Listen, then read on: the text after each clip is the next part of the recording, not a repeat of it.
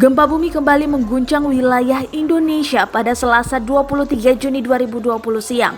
Badan Meteorologi, Klimatologi, dan Geofisika (BMKG) mencatat gempa bumi yang terjadi di wilayah Sulawesi Utara dengan magnitudo 6,3 pada Selasa 23 Juni 2020 pukul 14:29 waktu Indonesia Barat.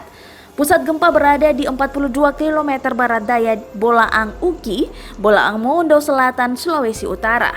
Lokasi gempa berada di titik koordinat 0,03 lintang utara, 123,82 bujur timur dengan kedalaman 94 km. Gempa ini tidak berpotensi tsunami.